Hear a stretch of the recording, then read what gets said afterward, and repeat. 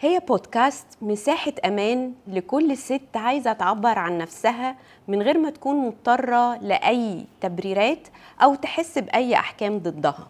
هنكون معاكي كل يوم خميس الساعة 7 بتوقيت القاهرة على يوتيوب، سبوتيفاي، أنغامي، أبل بودكاست وبلاتفورمز تانية كتير، عشان تشوفي وتسمعي حكاية ست شبهي وشبهك قررت تشارك معاكي المسكوت عنه. لو عايزة تحسي انك متشافة ومسموعة، ما تنسيش تعملي سبسكرايب ولايك وتتابعينا. اهلا بيكي في حلقة جديدة معانا، وهي بودكاست في الموسم الاول، وزي ما احنا عارفين بنتكلم فيه عن الحواجز والحدود. وزي كل مرة بنقول الحواجز والحدود بتلعب دور مهم في حكاية الستات، يا بتكحلها فتحليها أو تكحلها فبتعميها. الحواجز والحدود النهاردة هياخدونا في رحلة مع كل ست، وهي رحلة نجاح.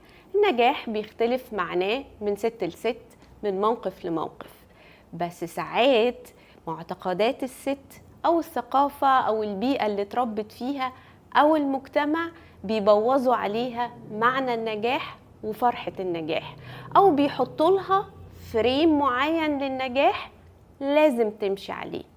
بس في ستات تانية واعية قررت تخلق لنفسها معنى مختلف للنجاح.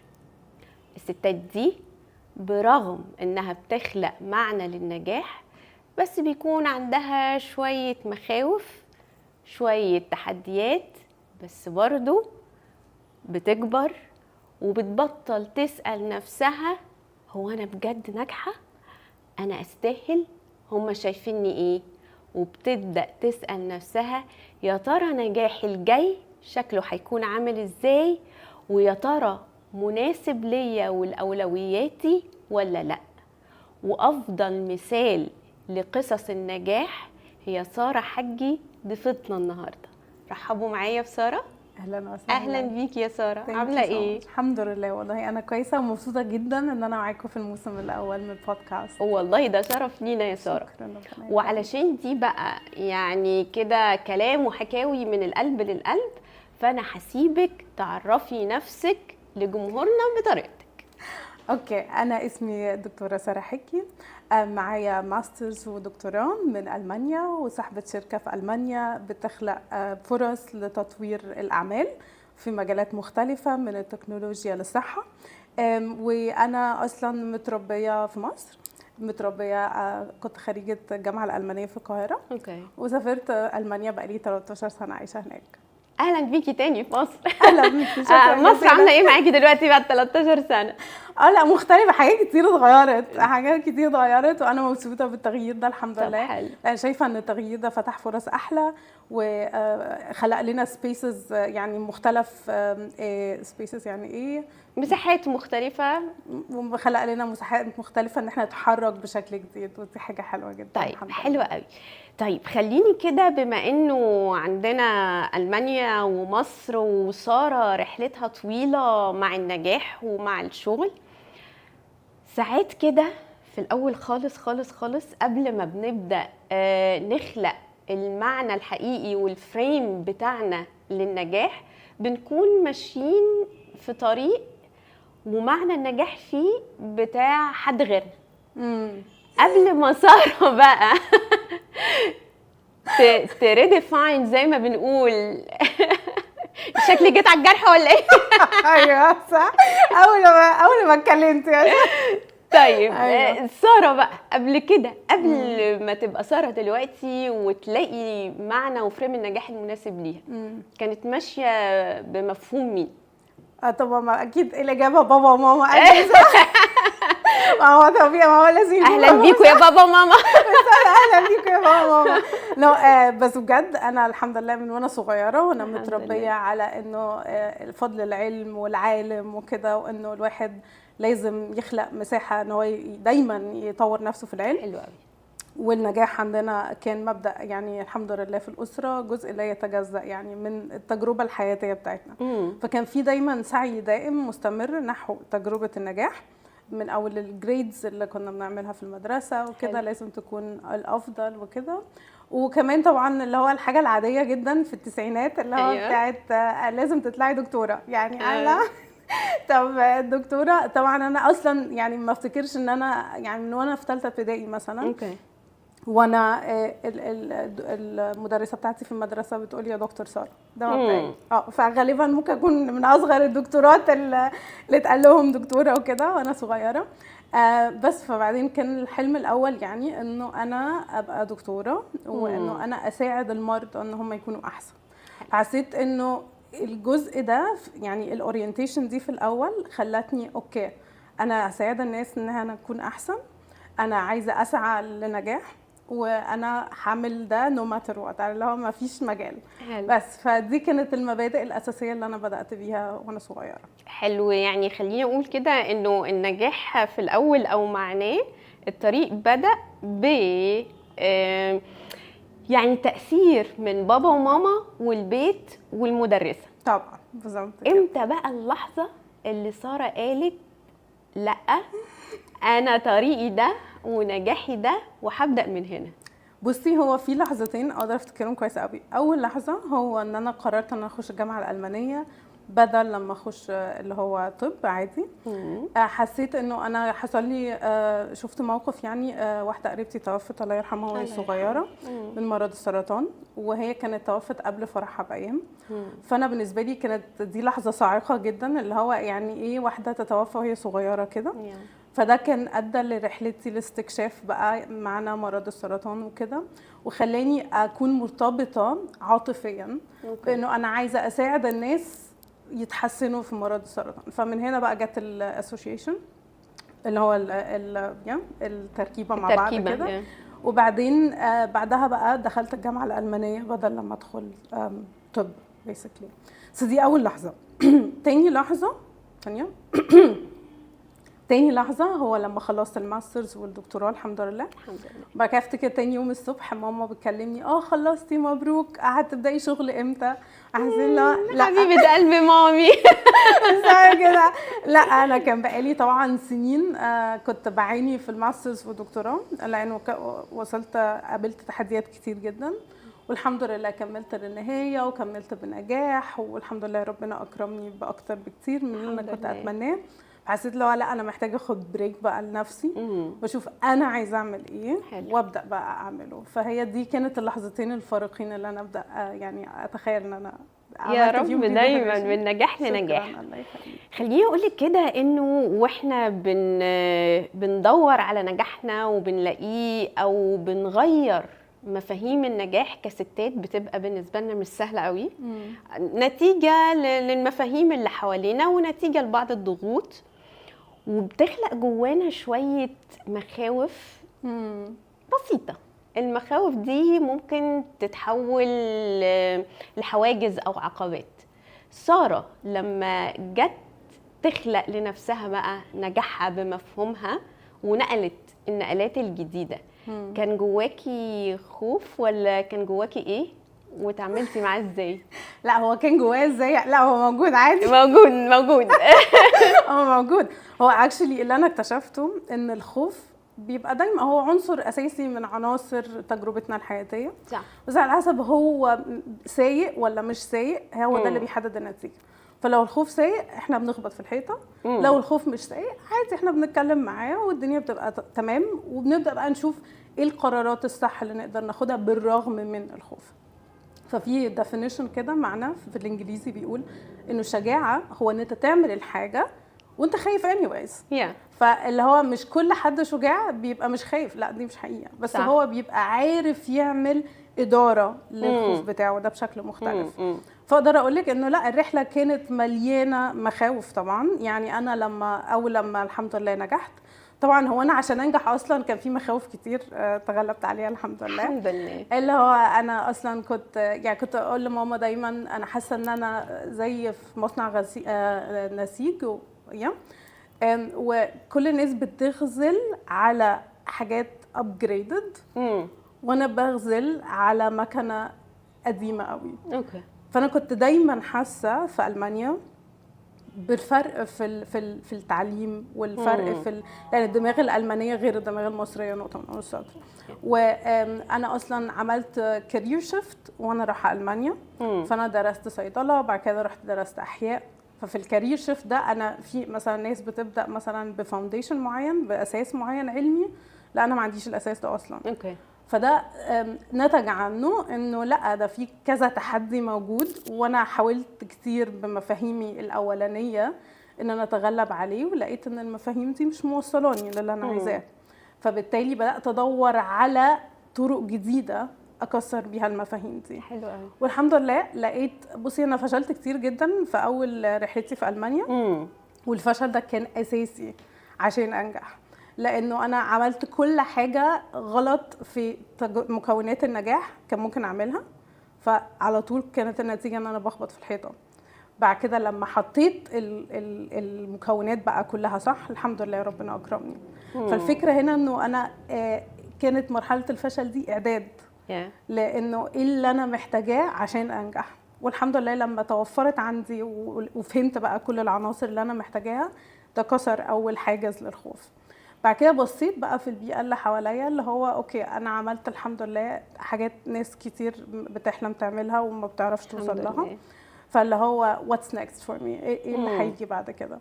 فلقيت انه اللي هيجي بعد كده ده بقى مختلف تماما عن اي حاجه نعرفها. لانه انا النهارده انا ببدا في بيئه جديده. ما عنديش، انا اكبر واحده مثلا في اخواتي، انا اكبر واحده في العيله عندي، فما عنديش اي ريفرنس بوينتس اللي هو انا هبقى زي مين او مين عمل ايه وخايش فيه فانا هتعلم. لا ما في، فانا على طول بخايش في الحيطه. فاللي هو انا بنط نطه جديده النهارده، والنطه دي في الكومبليت انون. اللي هو ان انا افتح شركه، ان انا افتح شركه في المانيا، ان انا افتح شركه في المانيا كمصريه محجبه مسلمه. عارفه في عناصر من التحديات مختلفه تماما انا واجهتها بعد الدكتوراه.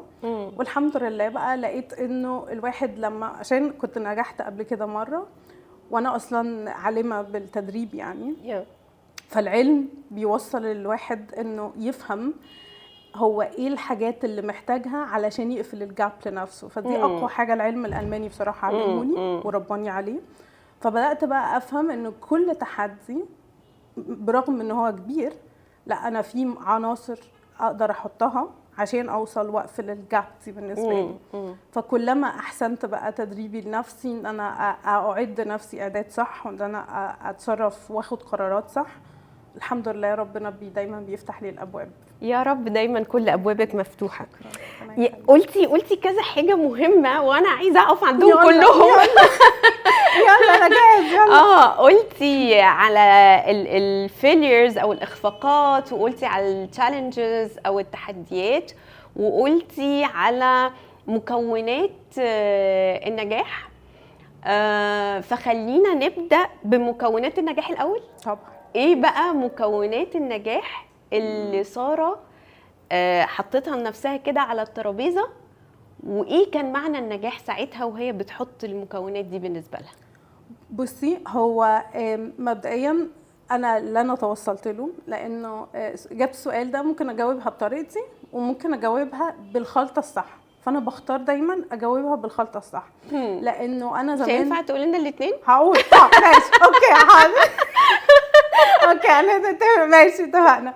بصي، هو الخلطه الصح، خلينا نبدا بالخلطه الصح. اوكي. الخلطه الصح هو ان البني ادم يكون على قدر من الوعي والفهم لقراراته، وهو عايز يوصل لايه. حلو.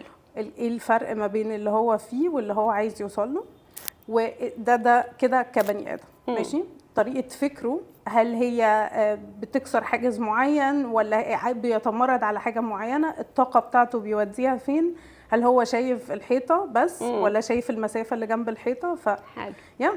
في مجموعه كده من العناصر اللي هي بيسموها بالانجليزي المايند سيت، يعني طريقه فكر البني ادم وادارته لنفسه. رقم واحد. بعد بقى ما يحسن اداره نفسه بيجذب بقى اليه الاوبورتيونيتيز. ازاي؟ مش سحر ولا شعوذه، بس هو لما بيبقى عايز حاجه بيبص بقى على الناس اللي حواليه ويشوف اوكي مين الناس اللي يساعدوني قوي ان انا اقرب للحاجه اللي انا عايزها. فبالتالي بعد ادارته لنفسه بتبقى ادارته مع الناس اللي حواليه، واداره المشروع بقى الحاجه اللي هو عايز يوصل لها.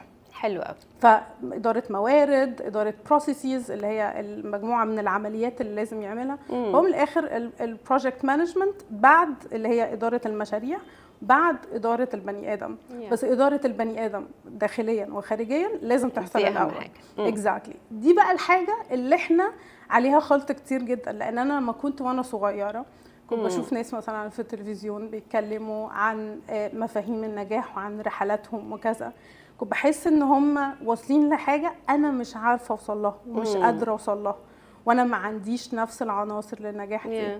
فاللي انا اكتشفته بقى بعد كده انه لا، ما هو انا طريقه فكري اصلا ما كانتش مناسبه. عارفه اللي هو انا بفكر بشكل مثلا بيخليني victimized، اللي هو دور الضحيه بالظبط، اللي هو اشمعنى انا وانا مش هعرف وانا مش هقدر وانا مش عارف ايه. فكل الفكر السلبي ده اللي كنت بفكر بيه مع نفسي كان هو، واللي هو انا لازم اجيبها 100% من اول مره، لو ما جبتهاش 100% من اول مره فانا مش كفايه obviously. فالنهارده كل الحاجات دي اجتمعت علشان تخلي جوايا واحده على طول عماله بتغلي، متضايقه من اللي هي فيه وعايزه تروح لحته احسن، فعلى طول مش راضيه عن اللي انا فيه وعايزه اروح حته احسن.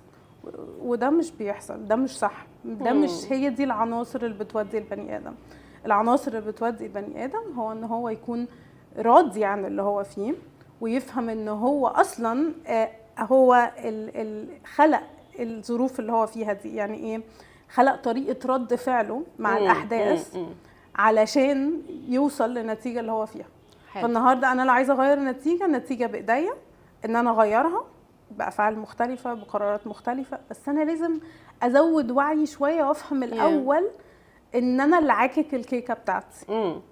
وبعد كده بقى ابدا اخد اوكي، لو انا اقدر اعك الكيكه بتاعتي والحمد لله عاككها جامد جدا وزي الفل، ايوه، فانا اقدر اعمل كيكه اصلا. ايوه بالظبط اهو. فمن هنا بقى بتبداي اللي هو الشيفت دي بقى، اللي هو لا اتس بيوتيفول. حلو قوي. فاحنا نقدر نفهم كده من كلامك انه عناصر النجاح او مكونات الكيكه بتاعتك هي المايند سيت او العقليه اللي احنا بنشوف بيها نفسنا وبنشوف بيها الحياه.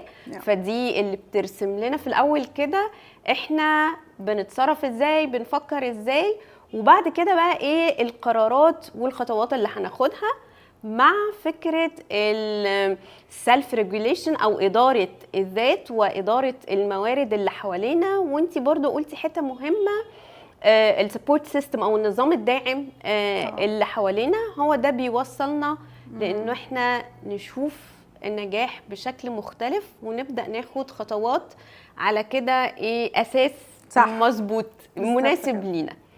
طيب قلتي برضو حاجات أنا لسه فاكراها، الفيلير والتشالنجز. احنا عارفين انه الفيلير او الاخفاق ده ممكن يكون بارير او حاجز، وممكن يكون بالنسبة لنا درس استفدنا منه وهنطبقه في اللي جاي. التحدي او التشالنج ممكن يكون برضو بارير او حاجز، بس ممكن نلاقي في كل تحدي فرصة جديدة تاخدنا خطوة قدام في طريق نجاحنا. امتى سارة أدركت النقطة دي، وإيه الباوندريز اللي حطيتها لنفسها علشان ما تروحش مع الإخفاقات والتحديات كحاجز وتقف بقى؟ اوكي، هو خلينا الاول نقول نعرف حاجتين علشان دول لازم يكونوا مهمين جدا قبل ما نرد على السؤال. هو في حالة اسمها بيسموها بالانجلش سرفايفل، اللي هو ان انا عايز بس اكمل اليوم، خلاص عايز اليوم يعدي. وفي حاجة اسمها ثرايفل، اللي هو لا انا عايز اخلق حاجة في حياتي، عايز اخلق اثر، عايز اسيب اثر and so on. طيب في واحد عالم اسمه مازلو، العالم ده عمل كاتيجورايزيشن زي بلورة كده للعناصر اللي الواحد بيعيش فيها حياته، والهيومن نيدز متقسمة ازاي. فقال لك تحت خالص الواحد بيدور على الاكل والشرب وكذا، وبعد كده بيبدأ يدور على الامن والامان، وبعد كده بيبدأ يدور على الحب والترابط، وبيبقى عايز بقى يحقق ذاته. خلاص الأول بيدور على سيلف استيم، وبعد كده بعد سيلف استيم بيحقق ذاته. حلو. اوكي، السيلف استيم زي القيمة الذاتية، let's say it like this. اوكي، فالنهارده في الموارد بتاعتنا في البيئة ليها التقسيمة دي.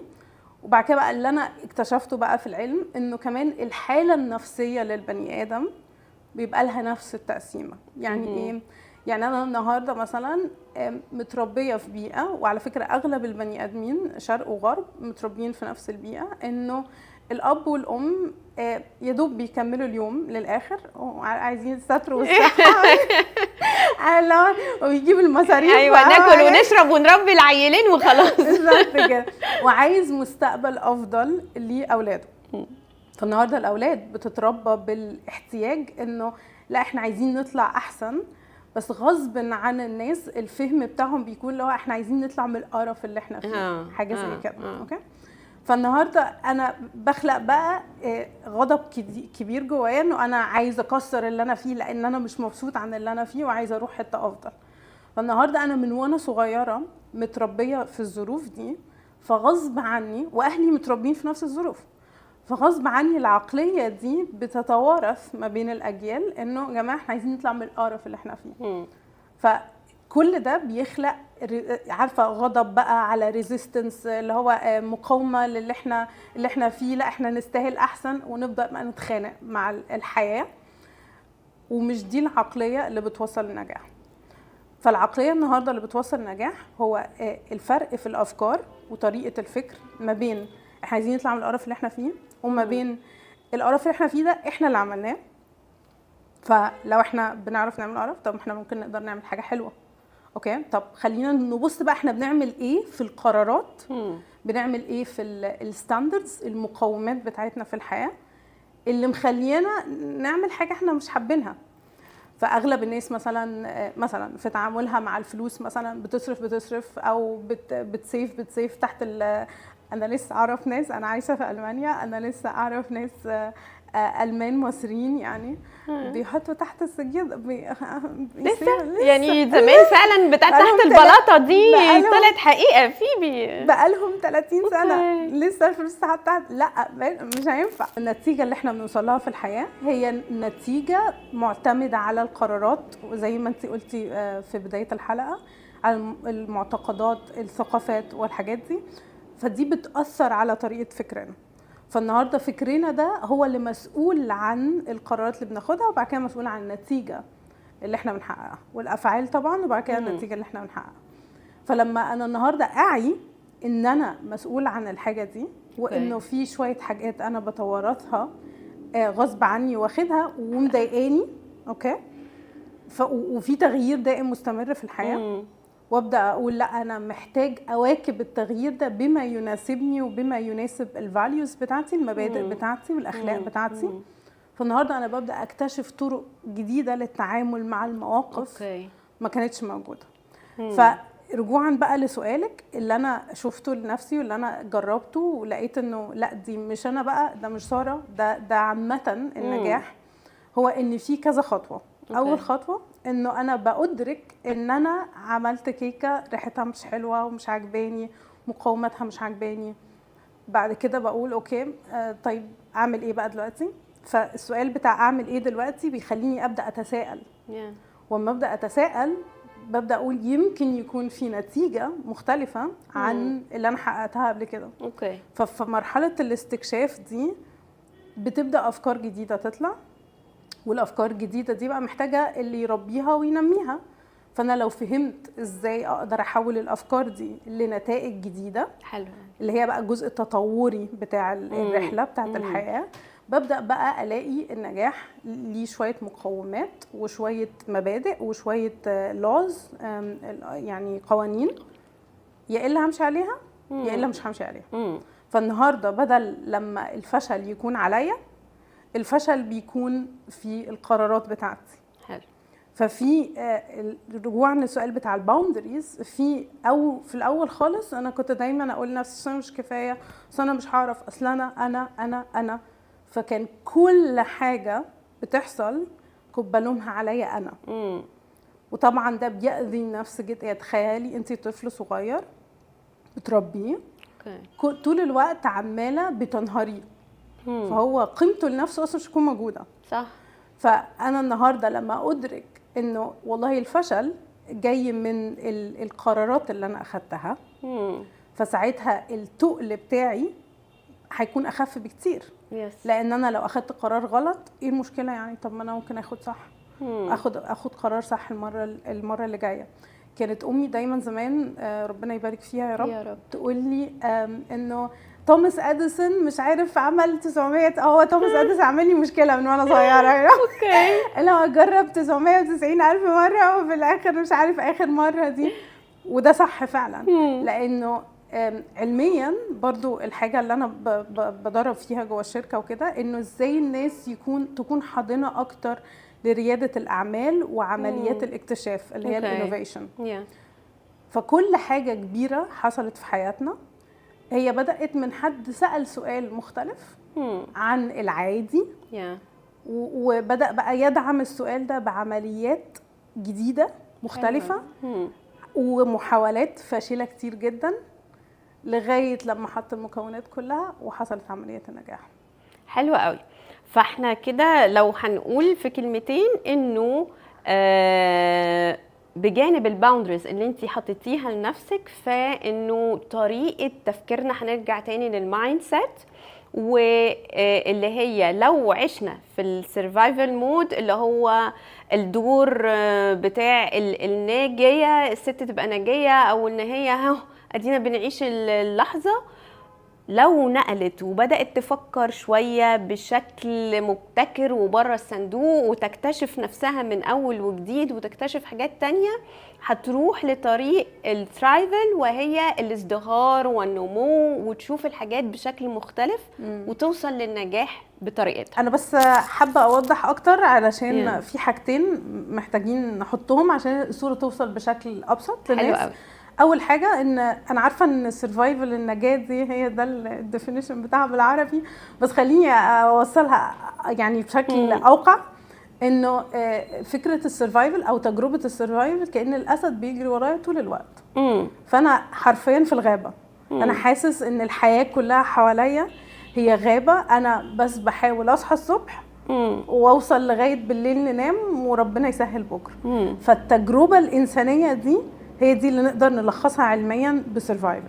اي حاجه فوق كده هي حاجه تطوريه عن السرفايفل. اوكي ان انا ابدا اكتشف زي ما حضرتك قلتي، انه انا ابدا اطور بقى من الفكره بتاعتي، اشوف ازاي هوصلها لنتيجه. فدي كلها زي ما قلتي ثرايفل. تاني حاجه انه بس عشان نبقى واضحين، عشان انا بحاول ان انا في كلماتي اكون صادقه، عشان ان شاء الله باذن الرحمن اي حد بيستمع اليا يكون يعني نيرتشرد، يعني يشوف حاجه جديده. صعب جدا جدا ان الواحد يحول فكره لوحده من سرفايفل لثرايفل. اوكي. لانه حضرتك يعني احنا دلوقتي فكرنا، التفكير ده وصلنا لنتيجه معينه، هنحاول نغير النتيجه بنفس التفكير اللي احنا فكرنا بيه علشان نوصل للنتيجه الاولانيه. مفيش، مش هنوصل لحاجه. انا ليه بقول كده بقى؟ لان انا ما افتكرش، يعني مرات قليله جدا. انا مثلا انا عندي 35 قريب الشهر الجاي ان شاء الله. وانت طيبه. لغايه 30 سنه وانا على طول مقضيها بخبط في الحيطه. اوكي. عايزه احقق حاجه، او 29 عايزه احقق حاجه مش عارفه احققها، بلوم نفسي، بعمل ستريس على نفسي، بعمل غضب على طول ماشي لغايه لما خبطت في الحيطه. فانا ما افتكرش مرات كتير سمعت حد بيفهمني فعلا الطريق من الفشل لنجاح. فاللي انا عايزه اقوله النهارده انه في دور على البني ادم اللي عايز ينجح ان هو يطور من فكره، واستحاله يعني ده قانون رباني ان النتيجه اللي احنا حققنا بيها، يعني الفكر اللي حققنا بيه النتيجه دي، الفكر ده هيجيب لنا نتيجه ثانيه استحاله. لازم يكون في حاجه مختلفه نحطها في النص. وهنا بقى ياتي دور التدريب. حلو. طيب خلينا نرجع لسارة تاني من كلامك كده، انه النجاح على قد ما هو جميل ويبدو بسيط وبنفرح بيه، بس ليه متطلبات، ديماندز زي ما طبعاً. بنقول. والديماندز دي عند الستات بالذات بتبقى بتحصل في سكون وسكوت وفي الخفا. ازاي سارة قدرت بقى تتعامل مع المتطلبات المخفية في السكون دي وما تخليهاش بالنسبة لها بارير، علشان تفضل مكملة طريق الثرايفنج والازدهار؟ بصي، هو مبدئيا يعني مش حاجه صح ان انا اقول انه اصلا انا طول الوقت سعيده ومبسوطه وطول الوقت. لا بس لا انا لا الحمد لا. لله يا رب لك الحمد، انا وصلت لمرحله ان انا طول الوقت راضيه الحمد لله على اللي انا واصله له. تاني، لان في فرق في الفكرين. طب فالنهارده النجاح زي ما انت بتقولي انه النجاح حاجه، يعني انا بنجح ليه؟ اكيد بيبقى عندي دافع عايزه انجح عشانه. فطول ما انا حاطه، وهو ده مبادئ مبادئ القياده الرؤيويه اللي انا شفتها وبدات بقى افهم اللوز بتاعتها اللي هي القوانين بتاعتها.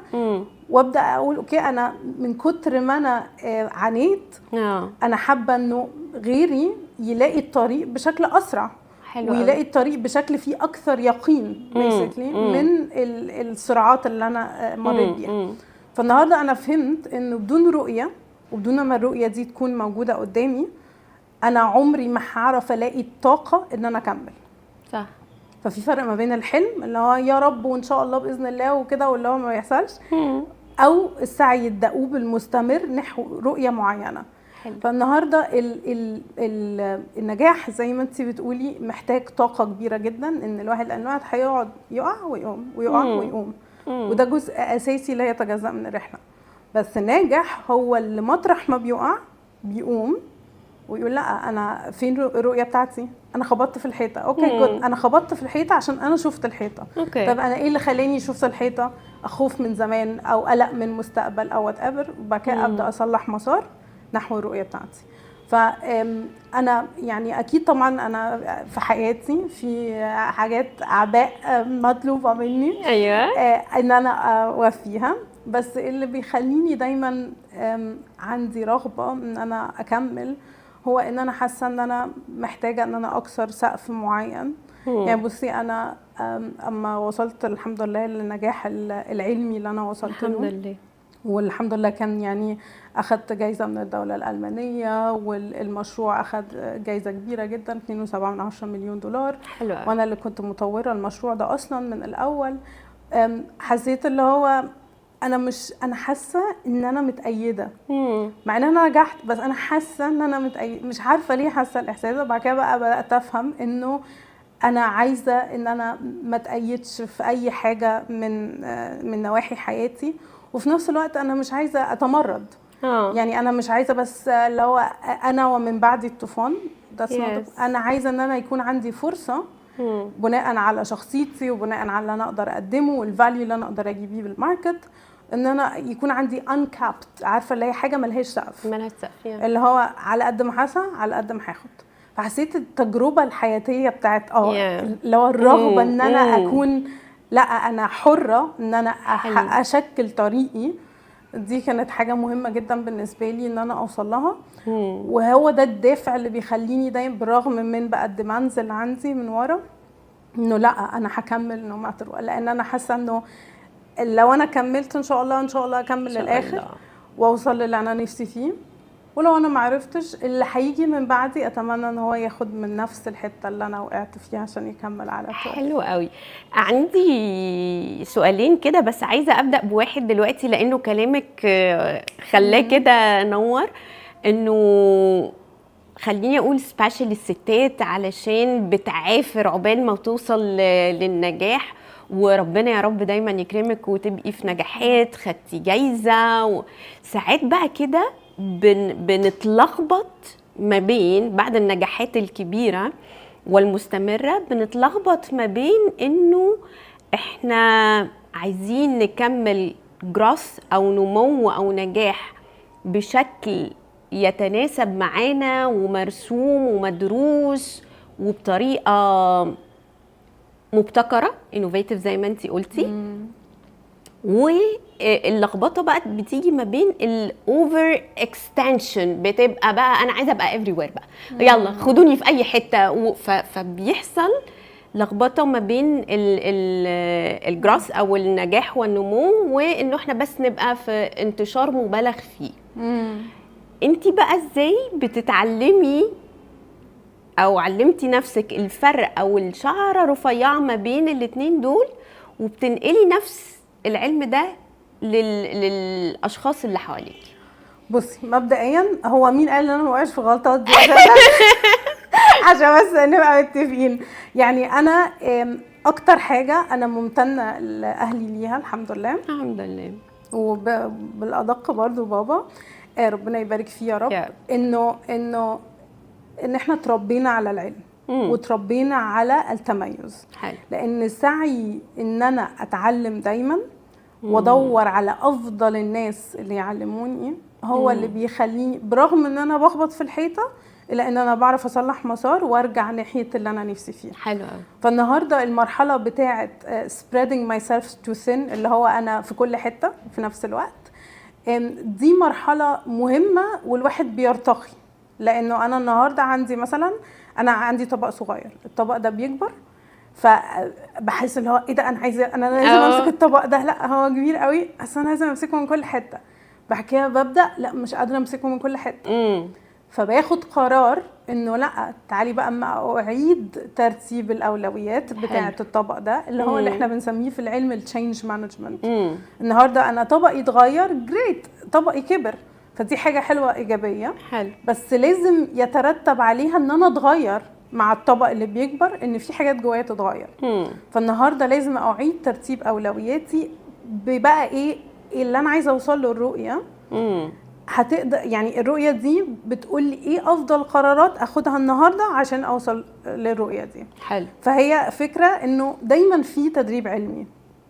التدريب العلمي في الاول بيكون على المايند سيت، انه انا اكون اصلا الشخص اللي بيتحمل، الشخص اللي بيفشل، الشخص اللي عنده قيمة عالية برغم من النتائج اللي بيوصل لها، الشخص اللي هو ما عندهوش قيود كتير في عقله، الشخص اللي تشافى من أي حاجة أخدها من أهله توارثها يعني. فده أول شق. ماشي. تاني شق بقى بيبقى ألطف بكتير. ليه بقى؟ لأن هو الكيكة بطبخ على طول في المطبخ اللي هو اوكي جريت، ايه القرارات اللي انا اخدتها؟ القرارات دي جابت لي نتائج ايه؟ محتاجه اخد قرارات ايه مختلفه. حلو. طيب ايه اللي مفقود احطه؟ فمثلا بدل لما بعمل كيكه بالفانيليا بدا اعمل حاجه كومبليكيتد، كيكه بالشوكليت، كيكه بالبرتقال، كيكه مش عارف ايه، كيكه 2 لايرز. فالموضوع بقى بيكبر مني قوي وبتبدا بقى النتائج تختلف تماما. حلو. حلو قوي. طيب امتى اللحظه اللي سارة قررت فيها انه هي تدخل مجال التدريب علشان تنقل كل هذه الخبرات للأجيال القادمة، علشان زي ما قلتي ما يدخلوش في الحيطة ويتفادوا الحاجات دي؟ بصي، هو ان انا ادخل في الحيطة دي حاجة عادية. يعني انا مثلا افتكر مثلا، اكيد ما افتكرش قوي بس شفت كتير انه البيبي لما بيبدأ يمشي بيحبي، بعد كده بياخد اول خطوه، بعد كده بيقع، بعد كده بيقوم، بعد كده بيجي حامل تاني، بعد كده بيقع. واكشلي في اللحظات دي الاب والام بيبقوا مبسوطين قوي ان البيبي بيعمل نتيجه مختلفه عن اللي قبل كده. فبيكسر حاجز، ما هو اصلا البيبي ما كانش يعرف ان هو يقدر يمشي. فده علم انوفيشن بحت. ماشي. اللي هو في حاجه البيبي عملها بشكل مختلف خلته يعمل حاجه جديده، بس بعد كده على طول وقع. اوكي. بعد كده بقى بتبدا الماسلز بتاعته اللي هي العضلات بتاعته بتبدا تقوى بالاومان والوقعان والاومان. فالنهارده انا مش بحاول ان الناس ما تخبطش في الحيطه على قد ما انا بحاول ان الناس تقوم اسرع بعد ما تخبط في الحيطه. اوكي. لانه انا النهارده لو الناس قامت اسرع النتيجه الفعليه هتبقى اسرع وهتبقى احسن. فبالتالي انا بطور سواء بقى اشخاص، والاشخاص دول بيطوروا مؤسسات، وكله بيصب دايما في الخير العام. فاللي انا يعني اللحظات اللي انا افتكر اللي هي كانت فارقه قوي بالنسبه لي هو انه انا لما بدات قلت خلاص يا جماعه انا عايزه يعني خلاص انا مش شايفه ان انا حابه اكون موظفه في السلك الاكاديمي وكذا. انا حابه ان وانا اصلا اتعمل لي كوتشنج اتدربت وانا في الدكتوراه. اوكي. وكان دي بالنسبه لي اللي هي ايه عارفه اللي هي التشيري اون توب اللي هو الحاجه العنصر اللي غير كل حاجه بالنسبه لي في النتائج. فانا كنت بسعى وبعد كده خبطت في الحيطه بعد كده لقيت الكوتشنج بعد كده كوتشنج بطريقه علميه يعني بعد كده غيرت النتيجه وفجاه الدنيا اختلفت تماما حواليا. فحسيت يا جماعه ازاي الناس مش عارفه العلم اللي انا عارفاه دلوقتي لان ده فرق جدا في احداث النتائج بالنسبه لي. يعني انا كنت قربت عارفه انا كنت اصلا يعني بس عشان الغابه وتجربه الغابه وكده انا كنت بتسابق مع واحد الماني واكبر مني واكثر علما عني وكنا احنا بنتسابق مين اللي هينشر الاول. فلو انا نشرت قبلها بشهر حرفيا فانا قعدت 3-4 سنين كده 3 سنين بالظبط كل يوم انا مش عارفه هل هو هيسبقني ولا انا هسبقه. فالموضوع كان عارفه في منافسه شديده جدا وفي ستريس عالي جدا. فانا ما عرفش اوصل بنفس الفكر اللي انا كنت جايه ماشيه بيه من مصر لالمانيا فكان لازم اتطور. اوكي. فالنهارده انا لقيت انه اي حد عايز يوصل لرؤيه كبيره اكبر منه اوكي محتاج لازم حاجه في النص تحصل زي ما احنا قلنا تغير الفكر بتاعه من فكر سرفايفل انا في الغابه والاسد بيجري ورايا الى انا كوميتد لاحداث النتيجه دي نو ماتر وات احداث النتيجه وهشقى وهتعب وهسعى بكل ما اوتيت من قوه وهاخد بالاسباب وهستهلك الموارد بافضل شكل وهعمل علاقات حواليا تدعمني بافضل شكل والنتيجه دي بتاعت ربنا. فالنهارده لما الواحد بيوصل للسبيس ده بتبقى الحاجات اللي يقدر يوصل لها مختلفه تماما. حلو قوي. فانا دايما اقول لماما انه يعني انا لقيت انه سبحان الله رحلتي كل فصل فيها مسؤول عن حاجه. حلو. وبيبقى في دايما حوده كده لا يعني انا اتربيت مثلا انا في صيدله وبعد كده اما خلصت صيدله انا كنت عارفه ان انا مسافره المانيا كنت عارفه ان انا اصلا داخله صيدله عشان انا عايزه اكون عالمه في المانيا وكذا. فما مسكت سلك العلم لقيت ايه ده لا انا مش عايزه اكون عالمه اكشلي بس انا عايزه انجح قوي. فا اوكي انا هنجح فما اتدربت لقيت لا ايه ده انا على فكره مش عايزه اكمل في العلم انا عاجبني النجاح وتطوير الاعمال وتطوير المشاريع. فبدات السلك بتاع تطوير المشاريع بعد كده اكتشفت بقى ان انا باخد من كل فصل حاجه مفتاح بيكمل لي الفصل اللي بعده. حلو قوي. بس خلينا لا ننكر انه انتي العلم برضو مأثر فيكي ومفيش كلمه بتطلع غير لما بتجيبي لها دليل علمي او based on science صح. الماني بقى خلينا ندخل بقى في الحته الالماني. انا سمعت كلمات كتير هي اكيد ليها مدلول والمدلول باين بس انتي هتقوليه لنا بقى بالمنظور العلمي. ماشي. انا سمعت في كلام ساره values سمعت كلام بيروح في سكه التراست والسيلف استيم كلام له علاقه بالمينينج اصلا بتاع الحاجات او المعنى وكمان سمعت فكره الرضا والساتسفاكشن وكان في كمان جزء خاص بالفاليوز والقيم.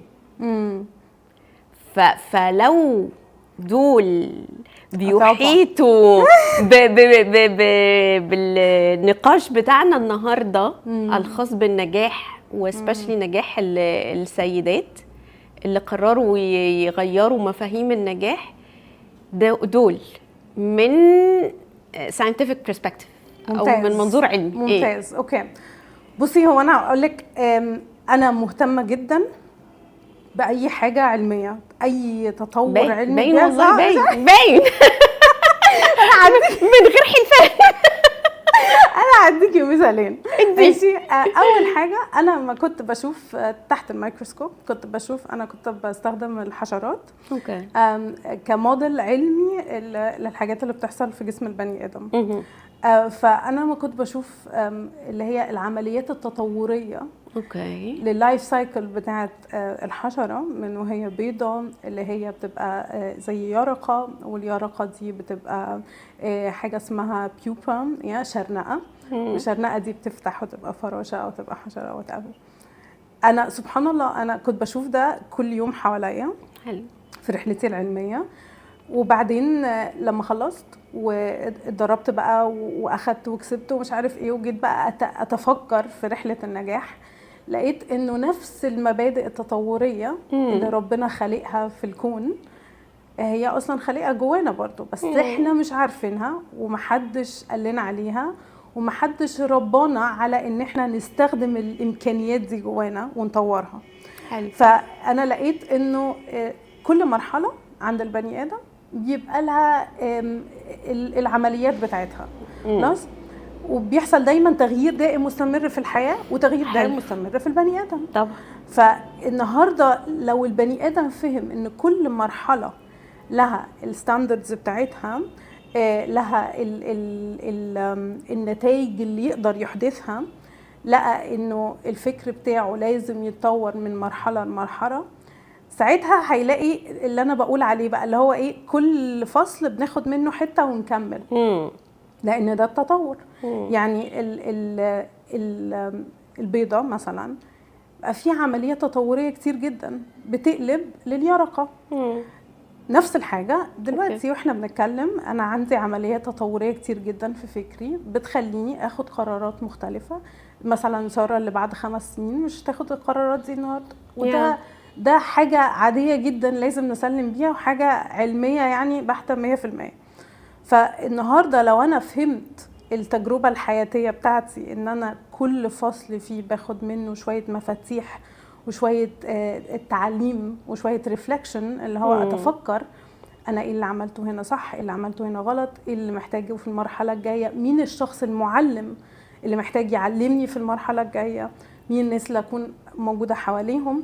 فبتبدا بقى ايه، يبقى في تدرج في النتائج، نتيجه ونتيجه وكلهم مجتمعين مع بعض. ده رقم 1. رقم 2، انا بستعجب جدا، يعني انا الحمد لله متربيه يعني في بيئه فيها العنصر الديني مهم.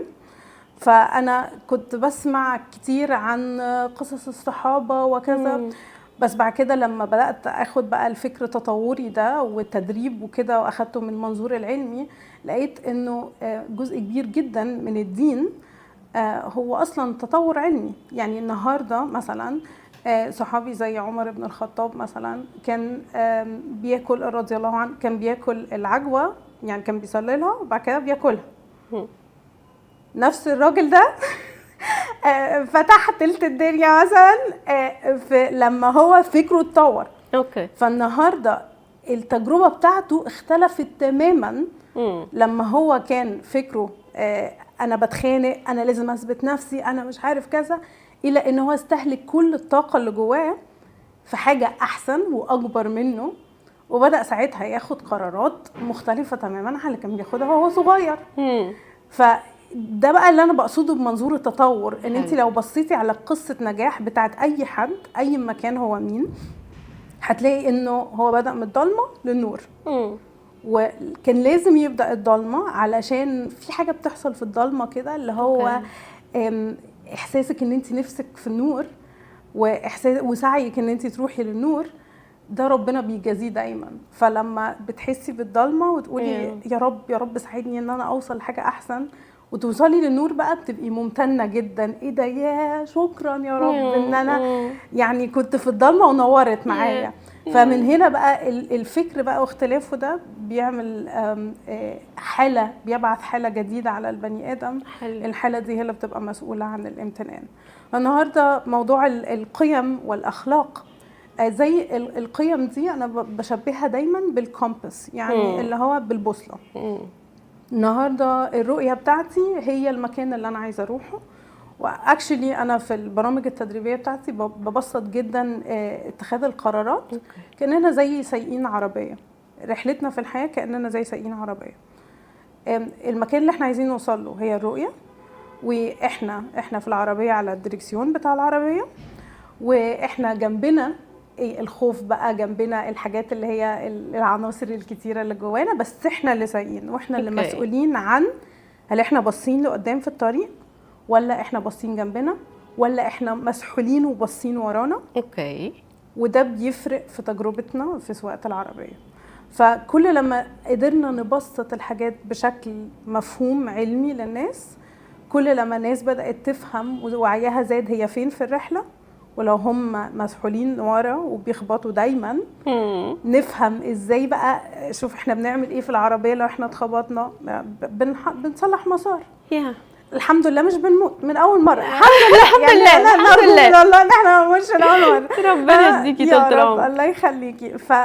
فهي الفكره انه الواحد بيبدا بقى يعي ويفهم الامور من منظور عملي، وبيلاقي انه المبادئ دي هي البوصله اللي بيتخذ بيها القرارات. يعني مثلا انا لو عندي اطفال ورا في العربيه وجالي مكالمه والطريق زحمه قدامي، انا من مسؤوليتي، من حسن مسؤوليتي لنفسي وللاطفال اللي ورايا، هقول لا، انا مش هرد على المكالمه دي دلوقتي. ليه؟ انا اتخذت قرار بناء على ايه المهم بالنسبه لي في الفتره دي.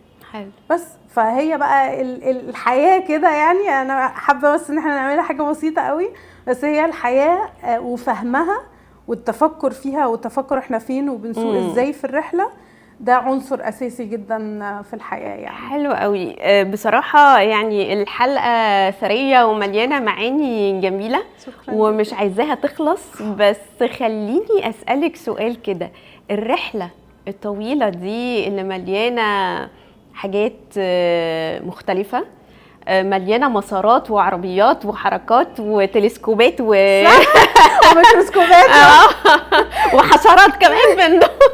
ايوه. ساره اتعلمت عن ساره ايه؟ كول. سؤال لطيف. اوكي. اتعلمت كذا حاجه. اول حاجه اتعلمت انها تكون ممتنه للحاجات اللي عملتها في الاول اصلا، سواء ده كان اشخاص، سواء دي كانت بيئات. اتعلمت انها تكون ممتنه لكل فصل في الرحله. حلو. اتعلمت انها كفايه لاي حاجه تقدر توصل لها باذن الرحمن يا رب. اتعلمت انه عادي جدا ان احنا نقع، بس الافضل ان احنا بدل لما نقع ونبكي نبكي 5 دقايق ونقوم نكمل. اتعلمت انه التغيير سنه من سنن الحياه، وان الواحد لازم دايما ان هو يتطور ويتواكب في إدارة التغيير ده عشان يوصل لنتائج أفضل بإذن الله. يا رب دايما في أفضل حال. وفي آخر حلقتنا عايزاكي تبعتي رسالة لكل ست بتتفرج علينا أو بتسمعنا ولسه ماشية بدماغ النجاح بتاع ناس تانية غيرها، أو خايفة إنه هي تبدأ تغير مفهوم النجاح بالنسبة لها وتاخد خطوات. اوكي. لكل ست، اولا شكرا جدا ان انتي بتسمعيني. ثانيا انا بحبك وانا ما اعرفكيش. انا عارفه انه اغلب الستات ما لقيتش حب كبير وهي صغيره، عشان كان المفروض عليها انها تعمل حاجات معينه عشان تلقى الحب ده. فالحب كان اللي هو خد وهات، بس اكشلي انت محبوبه، وانت في ناس كتير جدا بتحبك اي مكان هم مين. انا واحده منهم. لو انت ما تعرفنيش تابعيني وانا اقول لك ان انا بحبك. دي اول حاجه. فانت محبوبه. تاني حاجه، كلنا وقتنا هنا في الدنيا قصير، مهما طال فهو قصير. فالسؤال الملهم اللي بساله دايما لنفسي، اللي بيساعدني لقدام، هو انا احب اسيب الحياه على اي وجه؟ هل أنا أحب أسيب وأنا ندمانة؟ هل أنا أحب أسيب وأنا مقصرة؟ هل أنا أحب أسيب وأنا حاولت وسعيت وسبت نتيجة للي بعدي إن هو يكمل بعديا؟ فلو إحنا أخدنا مفهوم للحياة إنه كأنه بذرة بنزرعها وبعد كده بنستنى لغاية لما تحصد البذرة دي وتكون شجرة، فأنا دعوتي ليكي إن انتي لو مش عاجبك البذرة اللي انتي حطيتيها لنفسك في التربة بتاعتك، اعملي بذرة جديدة. It's never too late. عمر ما الوقت أبدا كان متأخر، وإنه كل واحد ربنا حاطط قدامه طول الوقت، حاطط قدامه فرص كتير، بس هو بس يعتبر وياخد قرار ويبدأ بس كده. طيب ولو هتبعتي رسالة لسارة هتقولي لها ايه؟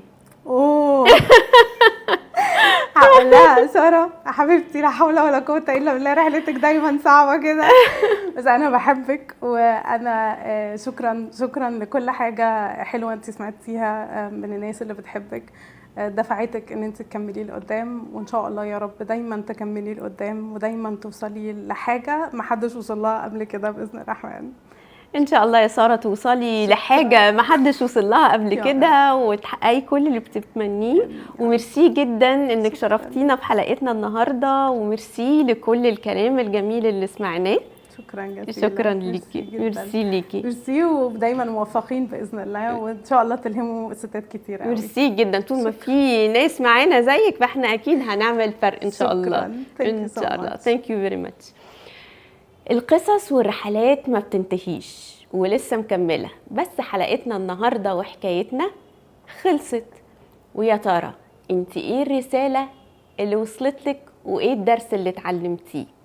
لو عندك اي سؤال ابعتيه في الكومنت اول ما تشوفي الحلقة، ولو عندك موضوع معين عايزة تتكلمي فيه ابعتيه لنا برضو، وما تنسيش تتابعينا وتعملي سبسكرايب.